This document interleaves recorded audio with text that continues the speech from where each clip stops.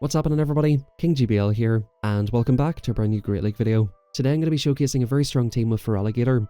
This Pokemon got buffed this season with Shadow Claw, and I've got to say man, this Pokemon is a ton of fun to use, super oppressive, and I highly recommend building one if you have it. This Pokemon just does crazy damage, and I think in combination with something like Charjabug, it does quite well. The Feraligatr and Charjabug core works quite well, they cover each other's weaknesses perfectly. Feraligatr is basically only weak to grass and electric types. Charjabug can deal with both of those. Opposing Charjabugs can be a little bit tricky, but overall that's perfectly fine, you can deal with it. Charjabug is weak to fire, and of course at mud boys and things like that, which Feraligatr can do just perfectly fine into. I had a very good performance with this team, I had a lot of 5-0s, I had some 4-1s, and as with every team I had RPS teams with like Lantern, Poly and Grass types. That's always going to happen, but this team is super strong, and I do recommend trying it out if you want to make some gains. By the way, just to mention Vigoroth, we're not using the new move of Brick Break, because I think the moveset of Body Slam and Rock Slide is just too good to give up. Brick Break is more of a niche sort of moveset, and I don't necessarily recommend it. Normal type Pokemon like Gradient, Lickitung, and of course Wigglytuff are quite awkward for the Feraligatr and Charjabug, and Vigoroth is just so spammy, and of course has super effective counters against normals, so that's why we threw that in this team. Very, very unusual safe swap, and even against fighters, oftentimes you can get off 2 Body Slams, which will basically threaten a shield or get them super low. Anyway guys, we take the first game, and in comes the Bastiodon. What I decide to do here is build up to 10 Shadow Claws for good timing. That will be 20 turns into 21. Of course 7 times 3 is 21. We throw off the Hydro Cannon and I instantly swap into Vigoroth. The opponent lets that move go, so they're sort of indicating to me that they don't have a necessarily great answer to this in the back. Normally Basti teams have a Victory Bell, so I was a little bit dubious about swapping out. However, I didn't really want to give up a shield and we swap into Vigoroth. The opponent meets us with an Azu. This is a positive matchup for Azu, and I decided to let this move go here. Vigoroth once again can't do very well into things like Azu with all the Body Slam spams. I decided to let it go and just start getting energy on the Charjabug. Charjabug has a very dominant matchup here, and what I'm going to try to do is go for 5 and throw for good timing. The opponent throws the move first, I'm going to do 2 Volt switches and then throw the move, which will be 8 turns into 9, which again will be good timing. If the opponent shields, they're going to have to shield twice, and even though the opponent has a Bastiodon, the switch clock is back up again. The opponent does shield, so once again 2 and throw for good timing. But the thing is, the opponent let the Basti get super low, so they're basically in discharge range at this point. I can just go for a discharge, I decide to swap out, and in comes Chestnut. Now we're only going to get off one move, the opponent can look to farm me the whole way down, but they decide to let that move go, not respecting the Ice Beam. We farm it the whole way down, and at this stage it's basically curtains for the opponent. Once again, 2 and throw for good timing. When you're using a 4-turn move into a 3-turn move, the best possible timing is 2 or 5. If you can't get away with that, just do 1 and throw. Like for example, if the opponent is, let's say 2 bubbles off their move, just 1 and throw. But if the opponent's pretty dry, go for 2 and throw. A lot of those matchups are very dependent on move timing, so if you let the opponent get free bubbles or free smackdowns in that case, it definitely can cost you the match. Just a good little thing to keep in mind. And if you're using a 3-turn move versus a 4-turn, you throw 1 and 5. So it's 2 and 5 for 4 versus 3, and 1 and 5 for 3 versus 4. The opponent lets that move go, which was quite surprising, so I'm like, okay buddy, okay. With steady cash, you're going to let me farm you the whole way down. No problem, but the opponent's very, very thick, so we have to make a swap here into the Vigoroth. The opponent goes for the Muddy Bee here, we're going to eat this on the Vigo, and we're going to look to get absolutely wrecked by Poliwrath. So yeah, we get off a Body Slam. This is what I said about Vigoroth before. You can see here a very, very negative match, but we've got them pretty well into the yellow. The Poliwrath does have a lot of energy, and this is a little bit tricky. I could try to commit to the farm down. What I decide to do is come in with the Feraligatr and go for the CMP tie. I'm predicting at this point that it's going to be a Skarmory. They've got a Mudboy in the front, which deals with things like a Lantern, right? And they have a Poliwrath in the back, which is weak to Lantern. And they're also double weak to Grass. So to me, it just makes perfect sense. It sort of just has to be Skarmory. They need something that can beat Grass types. So we'll see what they want to come into. The Whiscash is super low. We're going to farm them the whole way down, but not before they get off a Mud Bomb. Super unfortunate here. And we're going to see what's in the back. Is it a Skarmory? Even if it is, it's their own Charjabug. I'm trying to think if that actually makes sense or not. I think the opponent's team just about makes sense. Charjabug does decently well into Grass types. I would not call it like a super hard answer. In this next match, the opponent has a Galarian Stunfisk. Now, I was expecting them to at least build up the Earthquake, and I didn't want to immediately throw my move, just in case the opponent wanted to catch. I'm going to do 4, pause a turn, and then make sure the opponent's still on my screen here. We're going to fire off the Hydro Cannon. This will look to one-shot the Stunfisk, so we're going to go for CMP. The opponent does go for the extra, and I think at this point, I recognize they're probably weak to this in the back, but the opponent actually just lets it go. They give up a shield and come into Umbreon. I'm going to come into Vigoroth, and the opponent comes into Greninja. Guys, this is looking very, very curtainsy here. As I mentioned, these Pokemon cover each other's weaknesses really well. Dark types are a little bit awkward for Feraligatr. Vigoroth with counters does very well into them, and of course Charjabug with X-Scissor, completely destroys dark types. The opponent gets tapped on the shoulder, turns around, sees the writing on the wall, and that's good games well played. In this next game we have a Marowak lead, very fantastic lead for Feraligatr. The opponent stays in to get some energy, and they actually make a swap into Altaria. We're going to YOLO the Ice Beam. Does the opponent respect the Ice Beam? Boom! No, absolutely not. Good games well played. They come in with Greninja, we come in with the Vigoroth. We're going to start beating the life out of this thing. And by the looks of things, this is going to be a very, very quick game. I'm just showing all of the footage I have here, basically. I streamed this team yesterday with Feraligatr lead and today with Charjabug lead. So towards the end of the battles, you're going to see a different, variation of this team with Charjabug lead. If you're starting to see a lot of lanterns, you might want to put the Charger in the lead. I go for an aggressive farm down with the Feraligatr. Of course, just trying to maximize the energy and the usage I can get out of this Pokemon. In comes Marowak. We go for 1 for good timing here.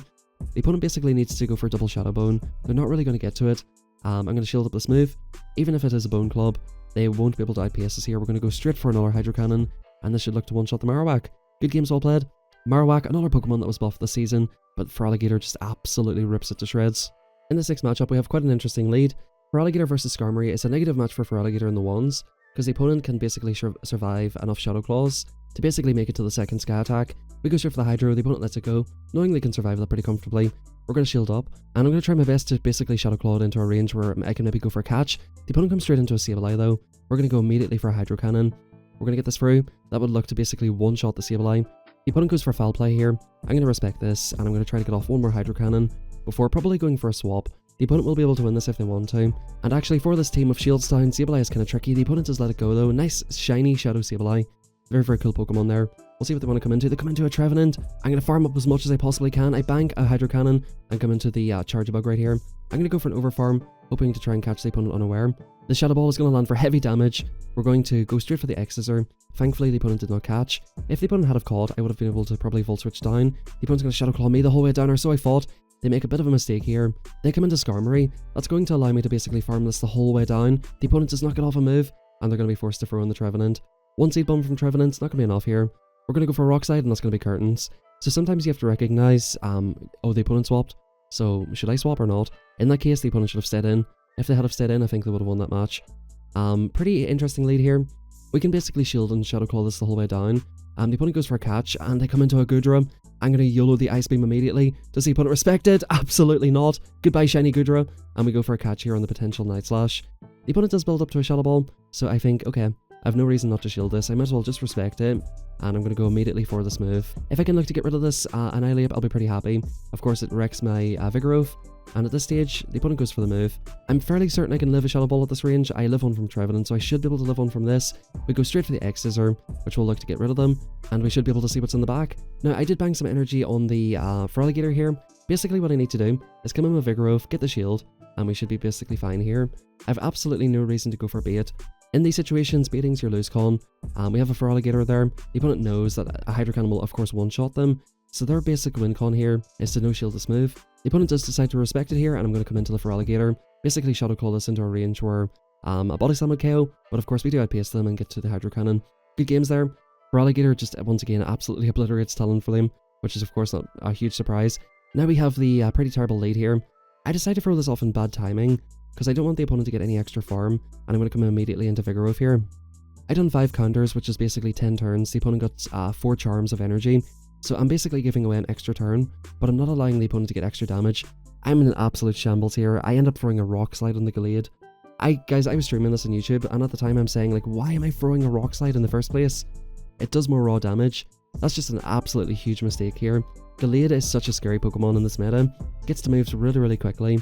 I have absolutely no idea why I threw a Rock Slide on this thing. I was thinking about going for a Shadow Claw down, but I decided to come into the Charjabug. The opponent normally is on Close Combat and Leaf Blade, which is all resisted by Charjabug. The opponent comes into the Crocodile, but we've got the Alligator. The Feral Alligator is going to go for the Hydro Cannon, of course one-shotting the Crocodile, and we can pretty much just Shadow Claw down the Gallade. Yeah, I let this move go. I decided to go for a Volt Switch down. The Wigglytuff, I believe, still has some energy, so I decided to put it all in the back of Charjabug. We have 2 shields against the Wigglytuff. Now, because the opponent can go for an Icy Wind, I don't throw any Volt Switches into this. I want to get a full damage discharge on the opponent, and at this point, this is pretty much plain sailing here. We go for 2 and 4 for good timing, which is absolutely unnecessary. I was going to go for BM X-Scissors on the opponent. I absolutely hate toxic fast move Pokemon. Even Talonflame to a certain degree, I consider to be like a toxic fast move Pokemon. because Incinerates just hurt so much. And Flame Charge basically just boosts it up. And of course Charmers with debuffing moves. I'm not sure why that was a thing. I'm not sure why we're giving Charmers Triple Axle in the case of Carnivore, and we're giving Wigglytuff. Why are we giving Wigglytuff Icy Wind? Anyway, that's a different story for a different day. We've got a Charjabug mirror match here. And as you can see, we're now running Charjabug in the lead. We're going to go for this move. By the looks of things, my Charjabugs get slightly better IVs, and the opponent comes into a Gligar.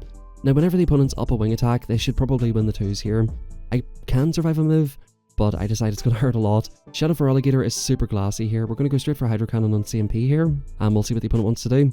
I think the opponent actually decides to let it go, and I'm pretty happy with that situation. The Gligar is a bit of a core breaker. In comes Lantern. Definitely not what I want to see in the back. Charjabug is my main Lantern answer. I guess I put Charjabug in the lead because I started seeing a lot of Lanterns in the lead. The opponent only goes for a Surf, so I'm going to no-shield it. But this is looking very, very tricky. What I think decide to do here is go for this Body Slam on CMP. And I think at this point, I should have just let the Vigoroth go here.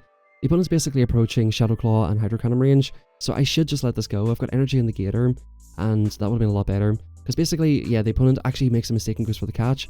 But basically, all they have to do now is just farm me the whole way down with the Lantern. I come into the Gator. I actually do get off a last second Hydro Cannon, which is quite nice. I'm kind of fortunate to win this game. I should have just put this all in the Gator. I made this very, very awkward. And I definitely was very fortunate that the opponent decided to go for the swap. We have a negative lead, but the opponent's actually on Hex. The opponent comes into the Naked Man, and we're going to just Body Slam the Naked Man here. As you see here, the opponent can live this pretty, not comfortably, but they can live it and get off the move. I mean, because I had such a negative lead, I'm definitely taking swap. And because we have Rock Slide coverage, I think we can definitely get the shield back off the opponent.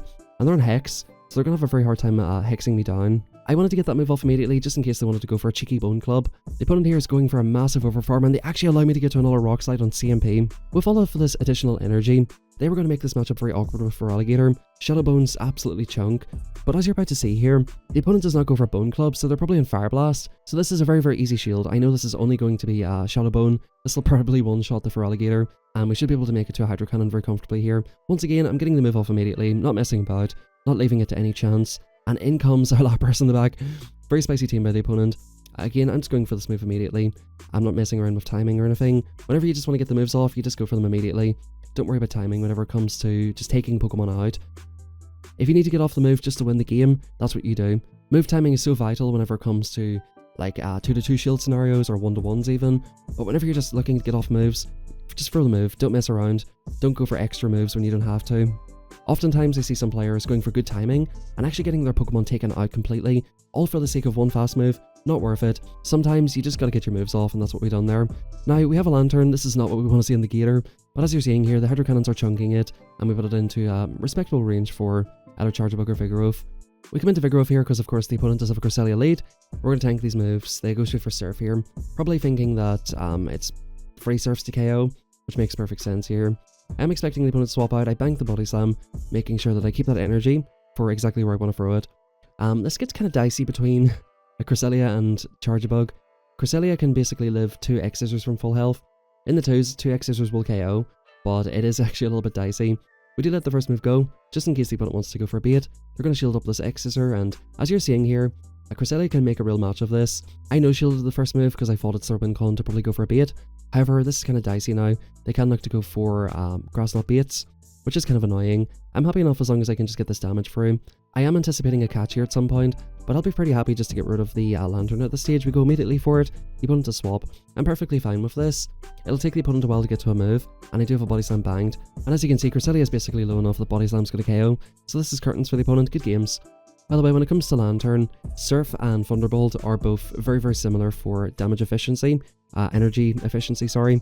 I think there's a 0.1 difference between the moves in terms of efficiency, so throwing either of those moves are fine. We get a Deoxys lead here. The opponent throws the move on 7, which I was thinking that they're just basically baiting the Rock Slide. The opponent actually does have a Rock Slide, which is kind of awkward, and they come into their Lickitung. I bank all of that energy and come into the Vigoroth. That's why Vigoroth is on this team. Licky too thicky, and it's just very neutral across the whole meta. I want a Pokemon that can do very, very well into this. But you're going to see that Lickitung is just so good that even with super effective counters and Body Slam, I can't really like maximize energy in this matchup. As you can see, like this third Body Slam will pretty much KO me. I think I just about live it, but I decided not to risk it. I go for CMP time. I could have potentially countered down. It would have been great to give the Deoxys less energy, that would have been good. But I decided, you know what, they're going to get a couple of counters through. I'm only going to get off 1 Body Slam in this matchup no matter what, so I might as well just throw my Body Slam against the Licky, keep alignment, and go for the move on Charjabug. Now we do have back-to-back moves. I was a little bit afraid that they'd go for a catch on Wigglytuff. That's pretty much what I'm expecting it to be in the back. We do get that move through on CMP, or so I thought. It wasn't a CMP tie, I somehow get the Volt Switch through. And I'm thinking, like, just in case it is Wiggly, I want to make sure I can get off a charge move with the Charjabug. I'm thinking here, if I can get off this move with Charjabug, and they shield it, which they don't, I should be able to just go for Hydro Cannon. The opponent actually no shields it, so I'm going to be forced to go to back-to-back moves. I actually thought that the Charms would be hurting a lot more here, but the looks of things we can comfortably get off 2 moves against the Wiggly, which is quite nice. I believe the opponent is just committing to fast moves at this point, so they don't throw a move. Good games there. It was kind of awkward because the opponent had Rock Slide on Deoxys, but in the end, Feraligatr was able to take it. So by the looks of things, in the one-shield scenario, you're able to beat that Pokemon. Now in this next match, kind of an awkward lead here. I live a Hydro Cannon, they live an X-Scissor, they win CMP, and I think they just outpaced the move. So yeah, a little bit awkward. I'm going to get off this X-Scissor and look to swap out into Vigoroth here, just in case they have something in the back. Oftentimes Mudboys are paired with Skarmory, and I just basically wanted to get the Swampert low, tank the energy on this, and then look to see what they want to come in with. The opponent does not immediately swap out, so we're able to get off a Body Slam, so this will knock out the Swampert, or of course if they want to bank the Hydro, they're going to have to shield. The opponent does bank it and come into Lantern. This is an absolute blessing. The fact that they came into Lantern here is absolutely huge for me. If we have Lantern on the Feraligatr, it's basically game over, and I even just about to make it to a Body Slam here. The opponent throws their energy, the Lantern's at roughly 50% health, so I can come in here with Charjabug and look to hopefully sweep with Feraligatr. We're roughly in Surf range here, so we're going to go immediately for the X-Scissor, and any moves they want to throw here, I'm just going to let it go. I get some super low. This Surf may just about KO, and we're going to come into Feraligatr, look to farm this thing down, and try to sweep the entire team with Feraligatr with 2 shields. We get a nasty Shadow Claw down, and almost nothing wants to see this energy. The opponent comes in with Swampert to throw their Hydro Cannon. I'm shielding this straight away. Even though resisted, this would do a ton of damage, and in comes a Alolan Sandslash on Powder Snow of all things. This team is ABA weak to grass, so it makes a lot of sense that they do have some sort of answer to it. We're going to go straight for this. Now at this point, I know that the Swampert's dry in energy, and I am predicting that the opponent will go for a bait here. However, I've no need to call it. It's pretty obvious that it's going to be a bait, but I'm only like 2 Shadow Claws away from my next move, or 1 in fact. We can't get this off straight away. This is going to take out the Alolan Sandslash. We're going to Shadow Claw down the Swampert, and Feraligatr with 2 shields, just sweep that entire team. I think in fairness, it didn't really sweep the entire team. It was a low health Swampert, a low health Lantern. I'm definitely being a bit hyperbolic, but we'll take that 5-0. And hopping into the next match, we have a very positive lead in Annihilape. Not super positive, we can tank a Shadow Ball. One discharge does not quite KO them. I decide to pause the turn here. Again, I don't want to get caught on. The opponent could catch on a ground type or something like that, which would be kind of annoying, and the opponent will get to the Shadow Ball here. I decide to call a bait. A lot of these Annihilapes do like going for the Night Slash. This one's no different. They don't even build up to the next move, they go straight for another Night Slash.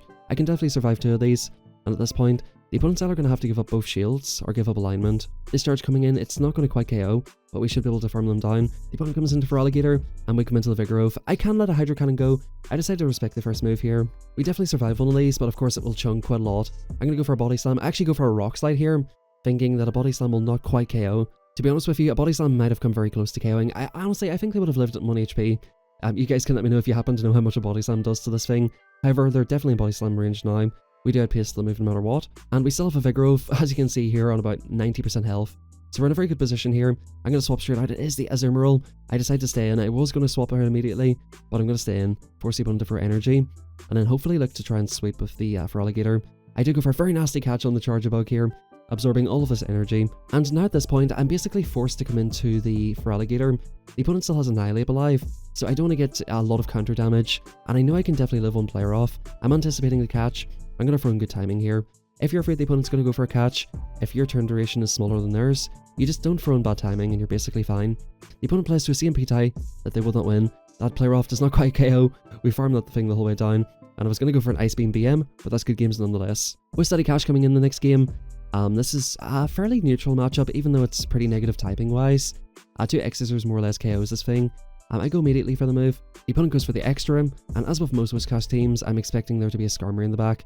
I shouldn't have done the extra Volt Switch if I wanted to catch. You might have noticed I was tapping on the Vigoroth. I do swap out now, tank the damage, and we come into Vigoroth. From this range, we're probably still going to need 2 Body Slams, or I'll have to shield once farm the whole way down. In comes Charjabug. I go for a CMP tie here, absolutely maximizing energy. The opponent knows I've got a super effective Rock Slide, so they're going to throw their move immediately here. Since the opponent shielded up, I realize I can probably still get to this move. I'm going to go for free and throw, because I wasn't sure if I would live the Volt Switch, to be honest with you. We'll get through this Rock Slide damage. I don't want this Charjabug anywhere near my Feraligatr, and we're going to come back into our own Charjabug. The opponent's had a move, but they go for the Overfarm and they lose CMP. The opponent's got no shields left. That definitely could have been a little bit trickier for me. However, the opponent went for a CMP tie that once again they do not win. Back in comes Steady Cash. They will outpace the Mud Bomb. I'm pretty happy to respect this at this point. It is actually a Scald, the opponent's going for a debuff, and in comes Ferrothorn. This is kind of awkward. The opponent can definitely one-shot me here. I definitely kind of regret shielding that, but the opponent lets me get off a Hydro Cannon at the very last second. Opponent went for a huge overfarm, but I think at this point, it might not actually matter. What we're going to have to do here is farm down with the Charge Bug. One Power Whip should KO here. The opponent does get to the move. At this point, I thought, yeah, this is game over. But they actually go for a Mirror Shot. I believe they would have got to the Power Whip there. We're going to go for this X-Scissor. Is this going to be enough to take out the Whiscash? Unfortunately not. I was pretty confident that wouldn't take out. Good games there. They were getting to the Mud Bomb. Or in fact, one more Mud Shot would have taken me out. Good games there. And I believe hopping into some of our final battles here, we do have a Skarmory lead coming into a Quagsire. I do like to chip Mud Boys when they come in. And I've seen a Skarmory lead. I've seen a Quagsire safe swap. My prediction at this point is Flyer double Mud Boy. You don't really see Quagsire too often. The opponent's actually on a surprising moveset of Earthquake. Earthquake definitely a little bit less efficient these days. I do free counters and throw just in case they're on Aqua Tail. I don't necessarily want to eat that move, and we're going to look to take this out. The opponent comes into a Tenta here. Once again, I'm going for Rock Slide. I can only get off one move. This will do the most amount of damage, and that should leave it in a range where I can hopefully try to farm it down. I come in with the Charge Bug thinking that the Feraligatr should be able to deal with Skarmory. Acid Spray, super annoying that they went for that. I'm going to look to go for an X-Scissor Bait. And in this matchup here, the opponent actually makes a very nice call. They call the X-Scissor Bait. That was kind of a stupid bait, a very greedy bait, I think, but I was fairly certain the opponent would want to get off another Scald. They do end up going for an Acid Spray, and in comes the Skarmory here. The Skarmory had some energy. We do end up getting a CMP tie here. The Hydro Cannon won't KO, but we'll get them very, very low. Oh, it wasn't a CMP tie. I guess they got denied or something. Scat Attack coming in. I can only make it to one more move, so it's absolutely imperative that I CMP this move. I do get a CMP tie. Had the opponent went for the Overfarm, this is basically game over for me. But since they went for the CMP tie, they can look to take me out with the Sky Attack here. Not quite, but the most important thing is the opponent is almost dry on energy. I can look to go straight for this. I pause the turn, make sure there's no catch, and I'm going to look to farm down the Tenta, which if I remember correctly is on 1 HP. Good games, well played. Guys, I do highly recommend this team. I think we do have one more battle to go through. Just before we do finish out the video, I want to say a huge thank you to the channel members and supporters here. On the stream today, we had 105 gifted memberships, which is just absolutely insane. Big thank you to especially Daryl and Jason for those today. And a big thank you to everybody else who's been supporting the channel. Anyway guys, I hope you enjoyed today's video. If you do me a favor, drop a like on the video, subscribe. We're getting very close to 4k. I want to try to hit, pretty close to 5k if possible before the next season. I think that's a kind of nice little goal. I think we're about 100 or 2 off 4k at the minute, so if we can hit that in the next couple of weeks, that would be absolutely fantastic. Do let me know in the comment section down below, how are you enjoying the season so far? What do you think of the move buffs and updates? And do you think the season is an improvement, or how do you think the meta has shifted? Anyway guys, have a fantastic rest of your day. Thank you very much for watching, and I'll catch you guys next time.